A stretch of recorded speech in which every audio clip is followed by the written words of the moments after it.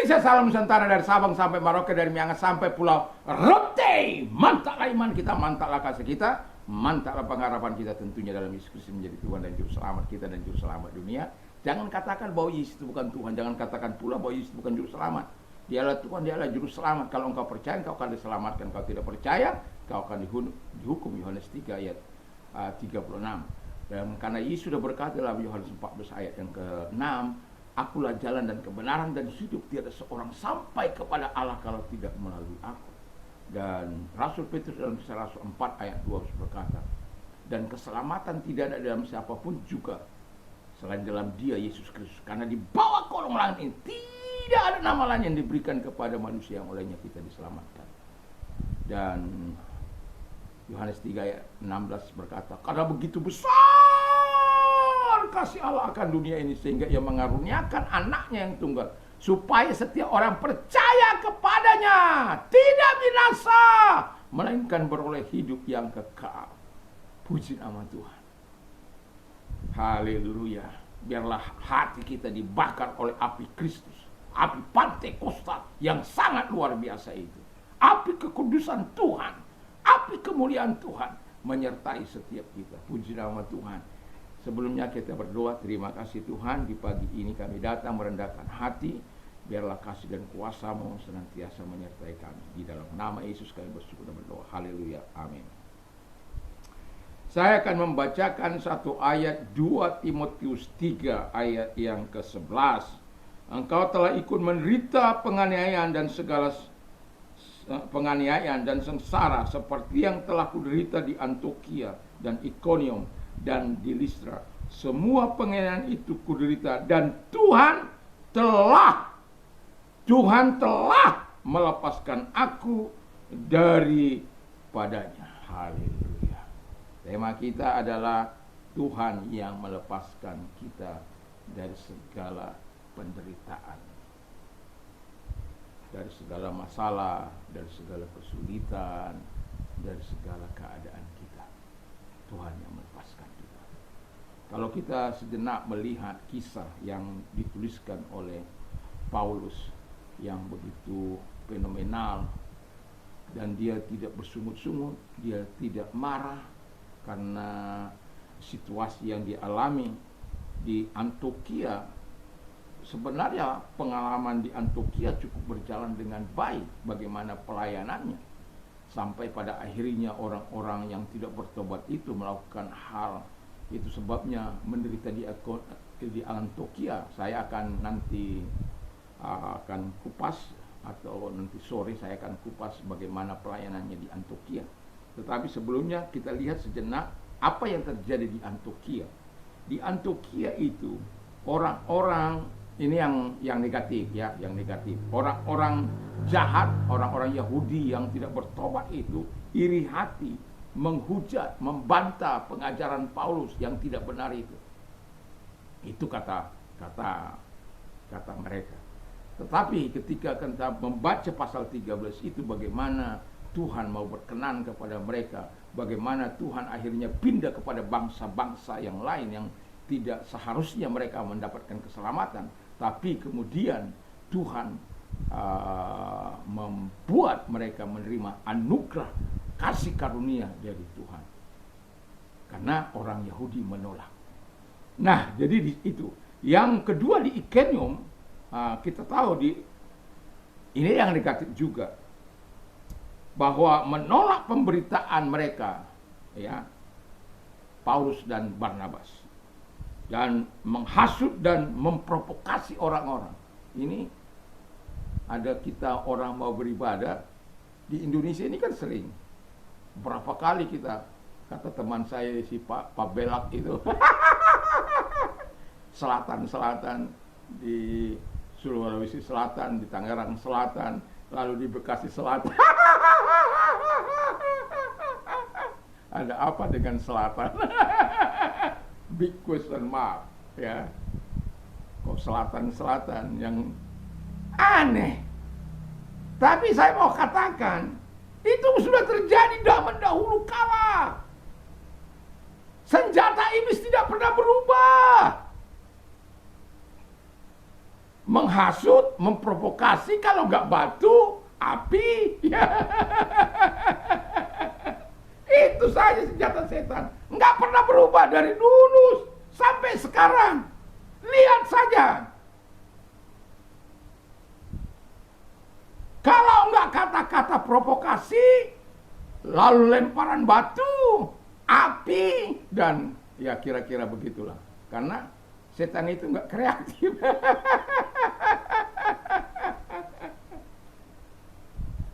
Dan yang paling terakhir itu adalah membunuh, kan itu. Kalau tidak diizinkan Tuhan itu nggak akan mungkin terjadi. Jadi nggak perlu takut dalam memberitakan kasih karunia Tuhan. Dan kita bersyukur. Karena apa? Kita hidup di hari zaman ini.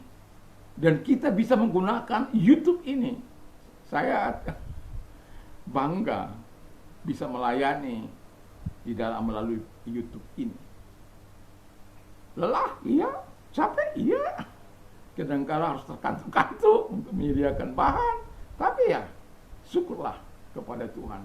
Senantiasa Tuhan memberikan kekuatan bagi saya untuk melakukan pelayanan pagi dan sore ini. Jadi kiranya Tuhan Yesus memberkati Anda yang sudah mendengarkan, meluangkan waktu. Dan karena apa?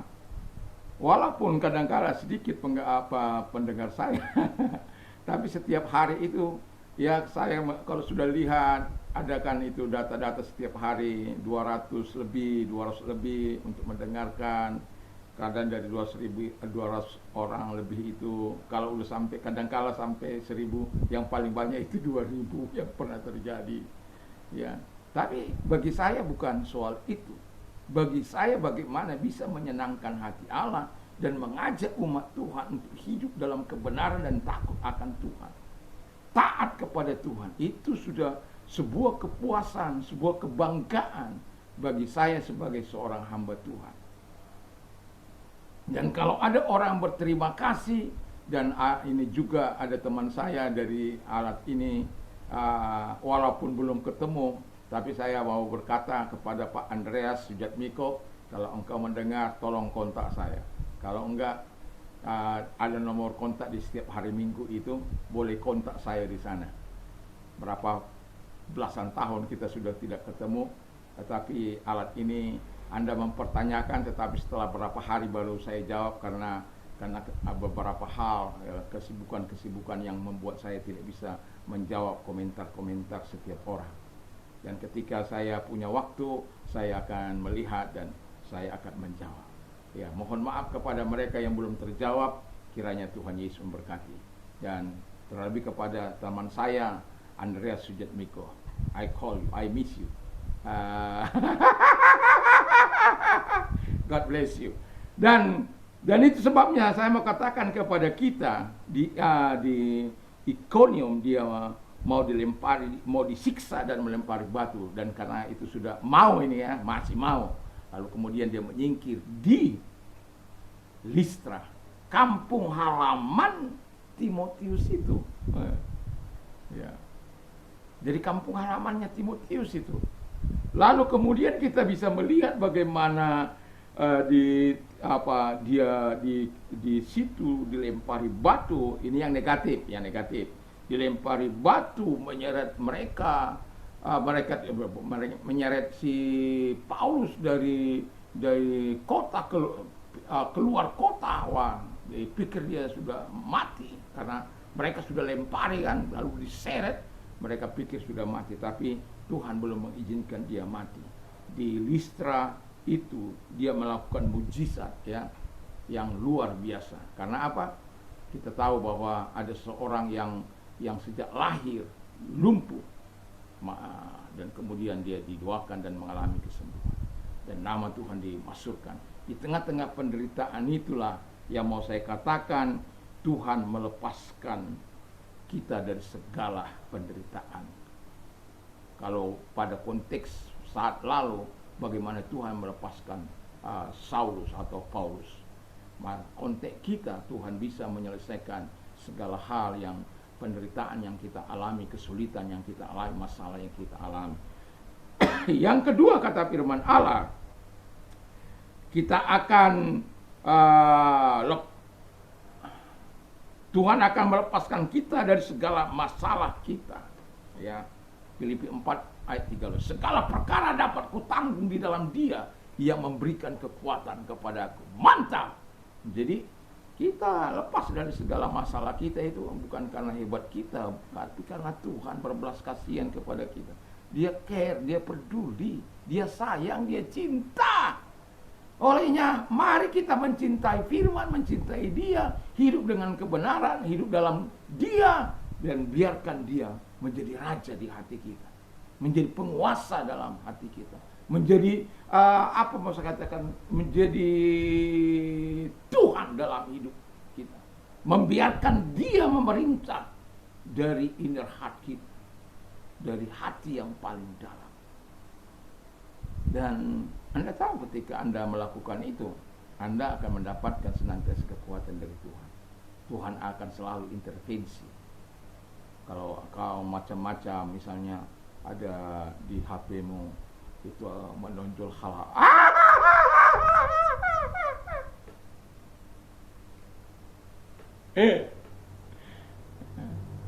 ya, segala perkara dapat kutanggung di dalam Dia. Yang terakhir, kata firman Allah, segala kekurangan. Jadi Tuhan melepaskan kita dari segala kekurangan. Filipi 4 ayat 19 di sana dikatakan, My God shall supply all your need according to His riches in glory by Christ Jesus. Allahku akan mencukupi segala kebutuhan.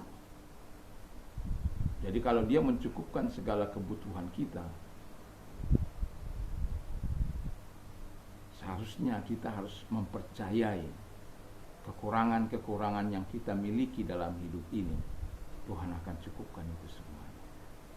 Karena apa? Tuhan tidak pernah abai dalam berjanji. Dia tidak pernah ingkar janji. Manusia mah boleh berjanji. Kau yang berjanji, kau yang mengingkari, kau yang berjanji. Anak saya sudah pernah begitu. Bapak yang berjanji, kau yang berjanji, kau yang mengingkari, kau yang mulai, kau yang tidak menepati. Itu masa kanak-kanak, ya. Padahal saya bukan mau nggak menepati, karena ada aja tamu yang harus mengalami masalah serius, jadi akhirnya tidak jadi pada hari itu. Dia ambil ukulelenya itu. Haleluya, puji Tuhan. Jadi yang mau saya katakan, Tuhan akan mengatasi kekurangan kita. Manusia boleh berjanji tidak menepati, tapi Tuhan tidak akan seperti itu. Karena apa? Tuhanlah yang melepaskan kita dari segala penderitaan kita, dari segala masalah kita, dari segala kekurangan kita. Kiranya Tuhan Yesus memberkati kita. Mari kita berdoa. Terima kasih Tuhan, kami percaya Engkau Allah yang menyelesaikan segala persoalan kami. Di dalam nama Tuhan Yesus Kristus kami bersyukur. Dan kalau engkau sedang sakit, angkat kedua belah tanganmu, percaya bahwa engkau mempunyai Allah yang tidak pernah terbatas. Dia mampu hadir menjamah engkau ketika engkau percaya akan kehadirannya. Karena Tuhan tidak mengenal jarak, ruang maupun waktu. Kalau engkau orangnya, mari kita berdoa. Di dalam nama Yesus, segala sakit yang penyakit mereka miliki, aku perintahkan dalam nama Yesus, keluar, karena firman-Mu yang berkata untuk kami memerintahkan segala sakit penyakit keluar dari mereka.